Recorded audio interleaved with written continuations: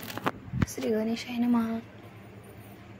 अध्याय 11. श्री गणेशाय नमः. मागले अध्याय. वर्णिला बाळाप्पा मुरगुडे आली. पुण्यस्थानी राहिली ती नरात्री आनंदी.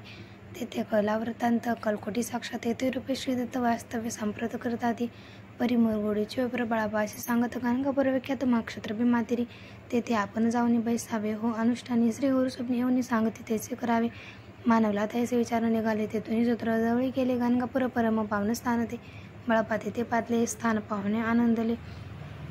नसे सरस्वती पावले प्रेम भावे वंदिली. प्रातकाळी उठून संगमावरी स्नान करून जपध्यानी आटोपून मागोते येते गावात सेवेकऱ्यांबरोबरी. मागून या मधुकरी भोजन तर संगमावरी परतून येते ते माध्याने स्नान करून पुन्हा बसते जपध्याने. असताचा तावा सरमणी संध्या स्नान करावे. करून या संध्या वंदन जप आणि नामस्मरण रात्र पडता परतून ग्रामा माझे येते ते.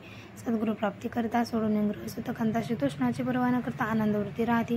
शीतोष्णाचा वैद्रास अर्धपोटी उपवास परी त्यांचे मानस कदा उदासून यायचे.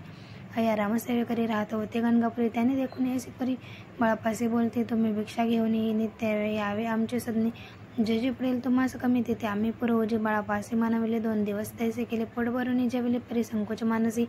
जाणे सोडले त्यांच्या घरी. मागून या मधुकरी जाऊन या संगमावर जुळी उदके बुडवावे.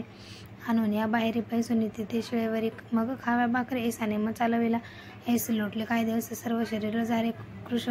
निशिती निजिंदाचे तास सद्गुरु प्राप्तीची लागली. हिना आपले प्राक्तन भोगवी दारुण. पहावे सद्गुरुचरण ऐसे पुण्य नसेची. 1 मास होता निश्चिती. स्वप्नी ती नयती मूर्ती येऊन या दर्शन देते. बाळाप्पाची ते सुखावे. 15 दिवस गेल्यावरी निद्रेस्त असता एके रात्री एक ब्राह्मण स्वप्नाभित्र येऊन आज्ञापी. अक्कलकोटी श्रीदत्त स्वामी रूपे नांदत. तेथे जाऊन त्वरित कार्याचित साधावे. आपण केले अनुष्ठान बरे ते न झाले पूर्ण. आणखी काही दिन क्रम आपला चालवावा.